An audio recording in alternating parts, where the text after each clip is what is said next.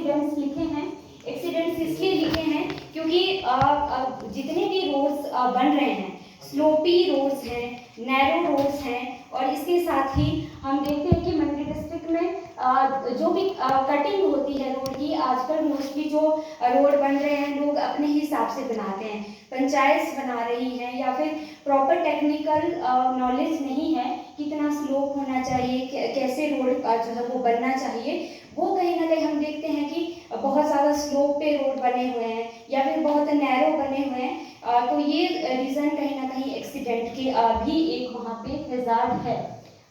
Building collapse है, structure इस तरह से अनप्लान स्ट्रक्चर बन रहे हैं, तो कहीं ना कहीं बिल्डिंग कोलैप्स उसका वहाँ पे एक हैजार्ड है। डोमेस्टिक फायर्स हैं, डोमेस्टिक फायर में ये एक बहुत कॉमन है, एलपीजी लीकेज है, ये सारा। डैम ब्रेक वैसे ऐसा कोई इंसिडेंस नहीं है, पंडों में शायद कुछ टाइम पहले ऐसा कुछ पर वो उस हद तक नहीं था, बट ऐसा है कि एक्सेस वाटर रिलीज एक वहाँ पे हैजार्ड है, क्योंकि हमने देखा जैसे लारजी का एक इंसिडेंस 2014 में जो हुआ था, उसमें अराउंड अहमदाबाद के 24 स्टूडेंट्स जो है वो बह गए थे। तो कहीं ना कहीं एक हैजार्ड है मंडी डिस्ट्रिक्ट में, जो भी वाटर रिलीज एक्सेस रिलीज होता है, कई बार अवेयर नहीं होते हैं उसके आसपास लोग काम कर रहे हैं रिवर के, तो ये भी एक रीज़न, ये भी एक हैजार्ड हो सकता है। बायोलॉजिकल में एपिडेमिक हमने ये इसलिए लिखा है क्योंकि अभी जैसे थुनाग वाला एरिया है, वहाँ पे फ्लैश फ्लड्स हुए हैं, तो हम कहीं ना कहीं वाटर बॉर्न डिजीजेस के लिए, वेक्टर बॉर्न डिजीजेस के लिए ये एक हैजार्ड वहाँ के लिए हो सकता है। ये हैजार्ड्स ये कुछ जो हमने मंडी डिस्ट्रिक्ट के कॉन्टेक्स्ट में आप लोगों के साथ डिस्कस किए। इसके साथ वल्नरेबिलिटी की अगर बात करें तो वल्नरेबिलिटी जैसे डिस्कस हुआ था कि ये एक वीकनेस है, या फिर हम कितने एक्सपोज्ड हैं हैजार्ड के लिए, वहाँ की पर्टिकुलर कम्युनिटी कितनी एक्सपोज्ड है हैजार्ड के लिए, दैट इज वल्नरेबिलिटी। तो जो वल्नरेबिलिटी में जैसे फिजिकल वल्नरेबिलिटी अगर हम मंडी डिस्ट्रिक्ट के कॉन्टेक्स्ट में बोलें, तो वहाँ पे हम देखते हैं कि अभी भी बहुत सारे घर ऐसे हैं जो कच्चे हैं, सेमी पक्का हाउसेज वहाँ पे हैं, या फिर वहाँ पे अभी लकड़ी के मकान बनते हैं, तो वो जो टेक्निक है किस तरीके से अर्थक्वेक रेजिस्टेंट हाउसेज कंस्ट्रक्ट करने हैं, वही जो ट्रेडिशनल प्रैक्टिसेस है, अभी वहाँ वही चीज़ें यूज़ हो रही हैं। जैसे फायर की अगर हम बात करें, डोमेस्टिक फायर की, तो कहीं ना कहीं लकड़ी के बने घर वो बहुत प्रोन है उस हजार्ड के लिए। तो ये एक कच्चा हाउस, स्टीप स्लोप्स हैं, तो लोग आज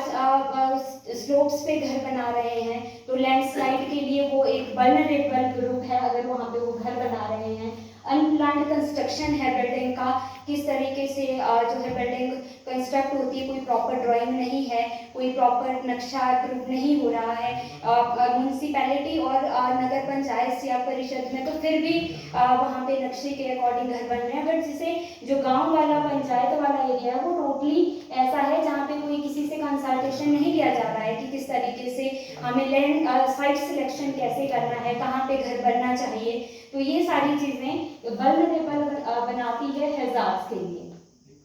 अनप्लान्ड रोड कटिंग हमने डिस्कस किया। पुअर ड्रेनेज है, अभी हमने बहुत सारे ऐसे बाजार देखे, मंडी डिस्ट्रिक्ट का, मंडी का जो मेन बाजार है वो देखा, किस तरीके से ड्रेनेज की प्रॉपर ड्रेनेज ना होने के कारण वहाँ पे वाटर लॉगिंग हुई, और वहाँ पे किस तरीके से जो है इतने सारे 5-6 डेथ्स जो है वो हुई इस रीज़न से। तो कहीं ना कहीं जो पुअर ड्रेनेज है स्पेशली बाजार वाले एरिया में, ये एक हजार्ड प्रोन एरिया, हजार्ड के लिए प्रोन रहता है। टनल्स हमने लिखा है। नेक्स्ट सोशल वल्नरेबिलिटी की अगर बात करें, तो सोशल वल्नरेबिलिटी में जितना भी मंडी डिस्ट्रिक्ट का एरिया है, अभी थुनाग में रिसेंटली जो इंसिडेंस हुआ, कितना रिमोट एरिया है, कितना स्कैटर्ड एरिया है,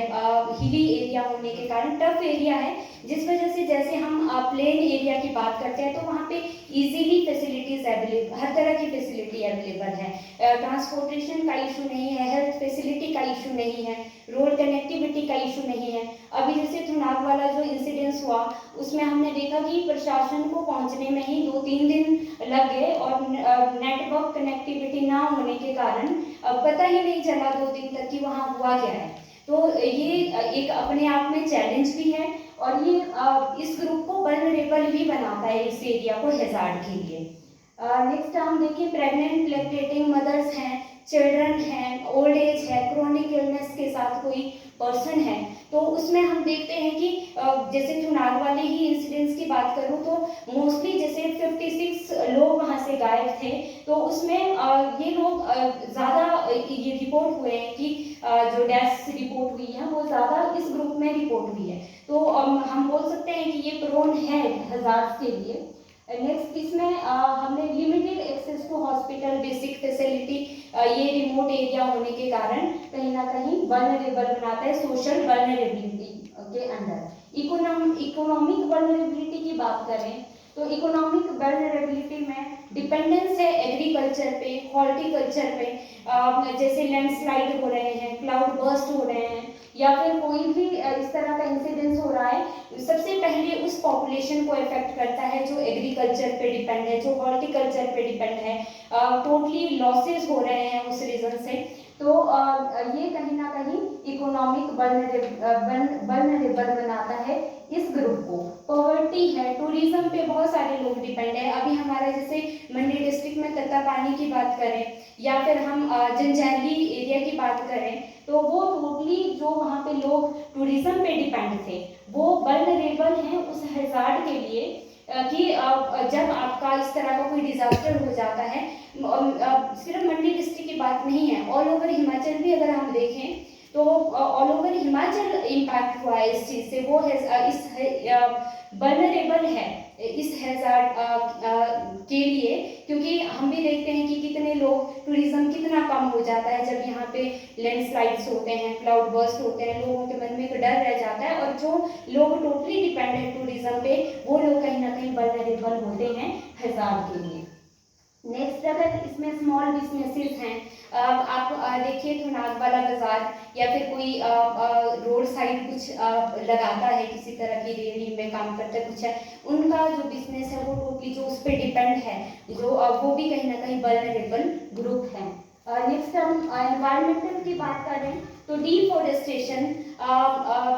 बहुत सारे अभी इंसिडेंट्स आए, मंडी में आया, थुनाग में आया, चंबा में आया, किस तरीके से लकड़ियां बह के आई रिवर में जब फ्लड हुए। तो और दूसरी चीज़ कि जब ये फ्लड्स हो रहे हैं, लकड़ियां आ रही हैं, वो भी कहीं ना कहीं जो एक उसका रास्ता है रिवर का उसको कहीं दूसरी जगह चैनलाइज कर देता है। थुनाग में शायद इतना वो नहीं होता या फिर दूसरी जगह भी नहीं होता, अगर उतनी मात्रा में वो लकड़ी नहीं आती, वो वाटर को ब्लॉक नहीं करती और उसका जो चैनलाइजेशन है वाटर का वो बाजार की तरफ नहीं करती। डिफॉरेस्टेशन सेकेंडली आपका no doubt soil erosion cause करता है, लैंडस्लाइड कॉज करता है, तो ये भी एक एनवायरमेंटल फैक्टर में हम इसको बोल सकते हैं कि वल्नरेबल बनाता है हमें डिजास्टर के लिए, हैजार्ड के लिए। इंस्टीट्यूशनल हमने लिखा है लैक ऑफ अवेयरनेस है, वीक डिजास्टर प्रिपेयरनेस है। तो इसमें अगर हम देखें तो लैक ऑफ अवेयरनेस की अगर बात करें तो सबसे पहले तो यही है कि जैसा आज हम देख रहे हैं कि फ्लड्स आ रहे हैं, लोगों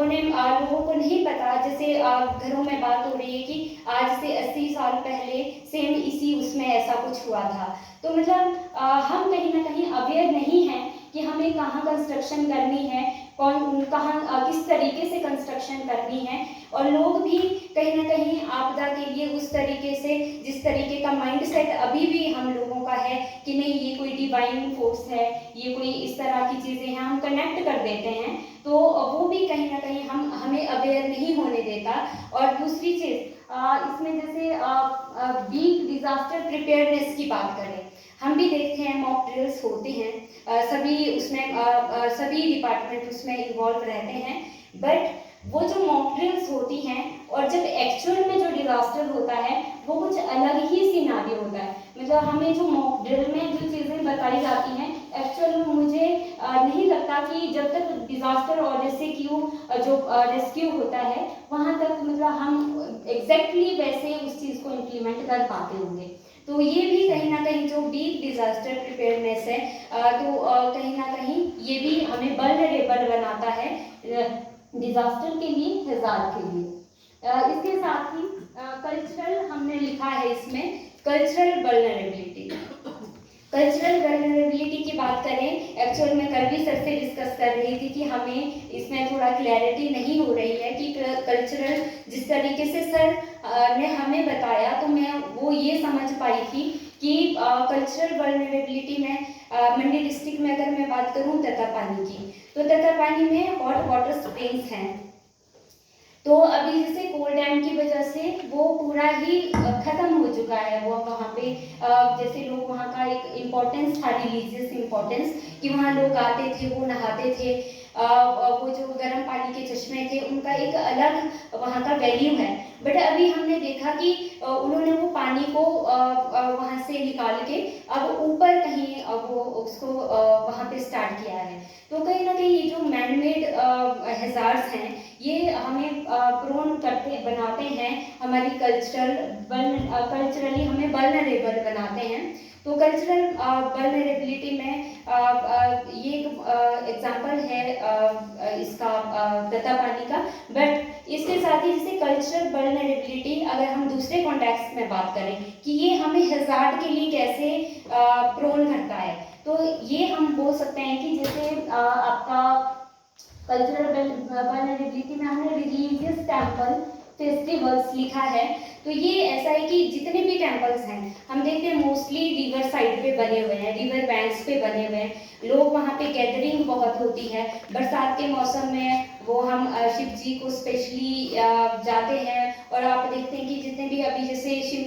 वैसे मेरा टॉपिक मंडी डिस्ट्रिक्ट का है, बट मुझे वैसे वो ध्यान आ रहा है कि शिमला में कोई हुआ था इस तरह का समर हिल के आसपास, कि वहाँ कितने लोग इकट्ठे हुए थे ऐसी जगह पे जो कहीं ना कहीं डिजास्टर प्रोन एरिया है। वैसे ही रिवर बैंक्स पे बने हैं तो वहाँ पे क्राउड ज़्यादा है, फेस्टिवल्स हैं या फिर मेला कोई है, वहाँ पे कितनी गैदरिंग होती है। अब हम मंडी की बात करिए, शिवरात्रि हो रही है, या फिर आपका मकर संक्रांति के टाइम वहाँ तत्तापानी के आसपास कितने लोग जो है वो इकट्ठे हो रहे हैं। तो ये सारी चीज़ें भी कहीं ना कहीं हमें डिजास्टर के लिए, हैजार्ड के लिए या डिजास्टर के लिए प्रोन बनाती है। क्योंकि